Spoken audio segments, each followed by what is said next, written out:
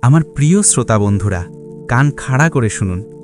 আজ আমি আপনাদের জন্য নিয়ে এসেছি এক ঘোর রহস্যময় ঘটনা, এমন এক কাহিনী যা শুধু আপনাদের লোম খাড়া করে দেবে না, আপনাদের ভেতরের গভীরতম বিশ্বাসগুলোকেও নাড়িয়ে দেবে।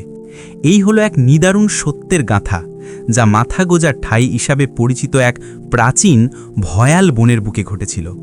যেই বন রাতের নীরবতায় এমন নিস্তব্ধ হয়ে যেত যেন বন্য পশুরা পর্যন্ত নিঃশব্দে পার হতে পারলে নিজেদের পরম সৌভাগ্য বলে মানত। সেই বনানীর একাকী কুটিরে ঘটে যাওয়া এক অলৌকিক ও বিপজ্জনক রাতের কথা বলবো, যেখানে জীবনের সাথে মিশে গিয়েছিল এক অভিশপ্ত আত্মার কাতর আবেদন। সেই বনের গভীরে একজন প্রবীণ সাধু বাস করতেন। বয়স প্রায় ৭০ বছরের কাছাকাছি হলেও তার মুখের বলিরেখা সত্ত্বেও চোখ দুটিতে তখনও যৌবনের ঔজ্জ্বল্য বিদ্যমান ছিল। তিনি অনেক বছর ধরে সেই নির্জন অরণ্যের একটি ছোট কুটিরে একাকী জীবনযাপন করছিলেন। সেটা ছিল এক রাতের সময়। গভীর রাত হয়ে গিয়েছিল। বাইরে ঘূর্ণিঝড় প্রবল আকার ধারণ করেছিল। বাতাস গাছের ডালপালাগুলিকে প্রচণ্ডভাবে দোলাচ্ছিল, মেঘরাশি গর্জন করছিল এবং বিদ্যুৎ বারবার আকাশকে বিদীর্ণ করছিল। প্রবল বৃষ্টি প্রতিটি ডাল এবং পাতাকে কাঁপিয়ে তুলেছিল।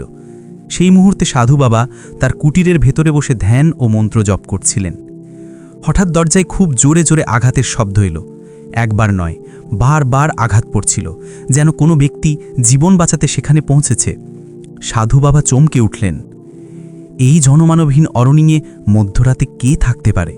তিনি উঠে দরজা খুললেন এবং সামনে যে দৃশ্য দেখলেন তা দেখে তার চোখ কিছু মুহূর্তের জন্য পলক ফেলতে ভুলে গেল। দরজায় দাঁড়িয়েছিল এক অত্যন্ত রূপসী ও তরুণী যুবতী। তার ভেজা পোশাক তার লাবণ্যময় শরীরকে স্পষ্টভাবে তুলে ধরছিল। তার মুখটি ভয়ে আচ্ছন্ন ছিল এবং তার চোখে এমন আতঙ্ক প্রতিফলিত হচ্ছিল যেন মৃত্যু তাকে তাড়া করছিল। সাধুরাবা গম্ভীর কণ্ঠে জিজ্ঞেস করলেন, ও বৎসে, তুমি কে?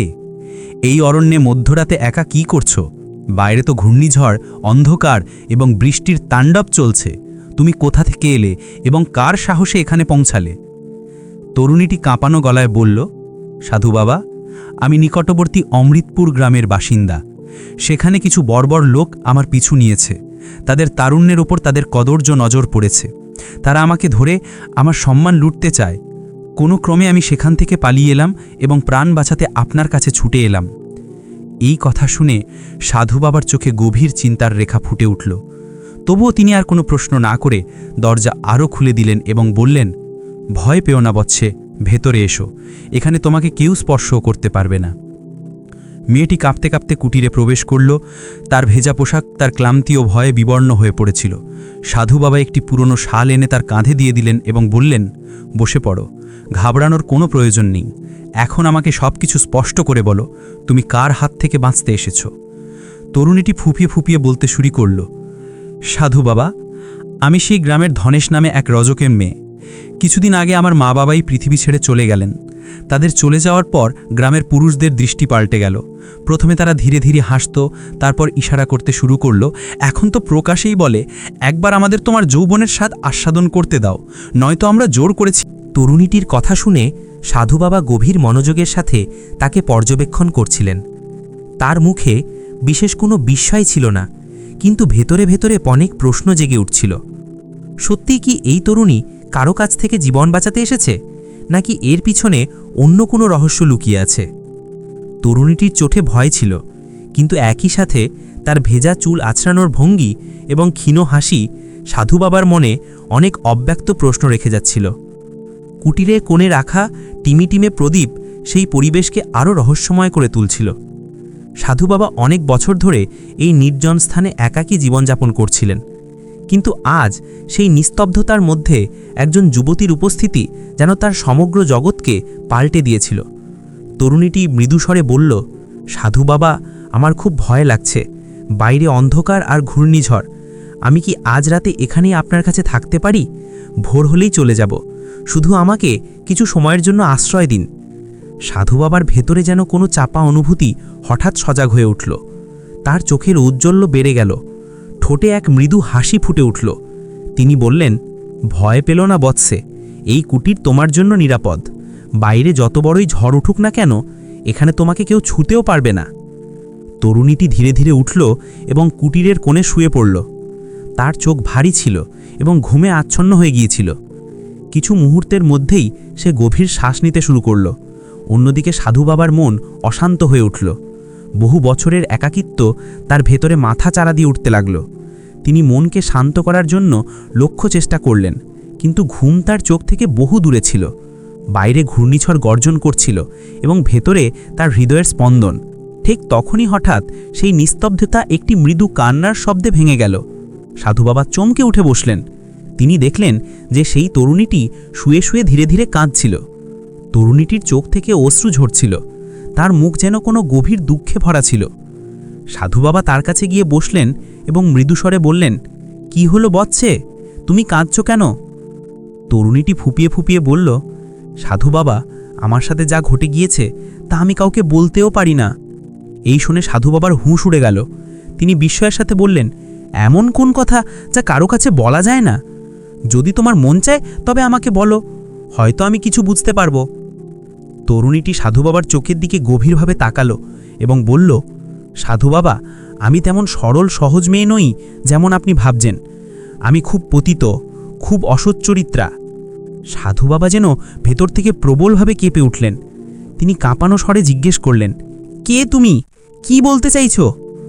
তরুণীটি বলল, আমি কোনো সাধারণ তরুণী নই সাধু বাবা, আমি একটি পথভ্রষ্ট আত্মা। এই কথা শোনা মাত্র সাধু বাবার পায়ের তলা থেকে মাটি সরে গেল। তার মুখ ফ্যাকাশে হয়ে গেল এবং কাঁপতে কাঁপতে বললেন, কি আত্মা? এ আমি কিভাবে বিশ্বাস করব? তরুণীটি শান্ত কিন্তু গম্ভীর স্বরে বলল, আমি জানতাম আপনি সহজে বিশ্বাস করবেন না, তাই আমি আমার পূর্ব জীবনের সত্য ঘটনা বলছি। তারপর সে তার গল্প বলা শুরু করল। কিছুকাল আগের কথা, আমার গ্রাম অমৃতপুরের জলাশয়ের ধারে একটি বিশাল অশ্বত্থ গাছ ছিল। আমরা গ্রামের তরুণীরা প্রতিদিন সেখানেই জল ভরতে যেতাম। একদিন যখন সব তরুণী ফিরে গেল, তখন আমি সেই গাছে একটি অদ্ভুত সুদর্শন যুবককে দেখতে পেলাম। গ্রামের প্রবীণেরা বলতেন সেই গাছে কোনো প্রেত বাস করে। আমি বুঝলাম যে এই হলো সেই প্রেত। সে আমাকে বিবাহ করতে চেয়েছিল, কিন্তু আমি স্পষ্ট জানিয়ে দিলাম যে আমি রাজি নই। তখন সে আমার ওপর জাদু করল এবং আমাকে তার বশে নিয়ে এলো। সে আমার ইচ্ছার বিরুদ্ধে আমাকে বিবাহ করল, কিন্তু সে চেয়েছিল যে আমি তাকে হাসি মুখে গ্রহণ করি। সে কখনো জোর করেনি, কিন্তু আমি তাকে বাসর রাতেও আমার কাছে আসতে দিইনি। এরপরে সে আমাকে ঘৃণা করতে শুরু করল। সে রাগে আমাকে খুব মারধর করল, যতক্ষণ না আমি প্রায় মরে গেলাম। শেষ নিঃশ্বাস ত্যাগ করার সময় সে বলল, তুই মারা যাবি, কিন্তু তোর আত্মা কখনো শান্তি পাবে না।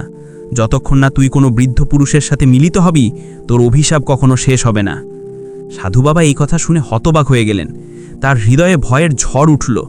তিনি ভাবতে লাগলেন, এই তরুণী কি সেই শর্তটি পূর্ণ করার জন্য আমার কাছে এসেছে?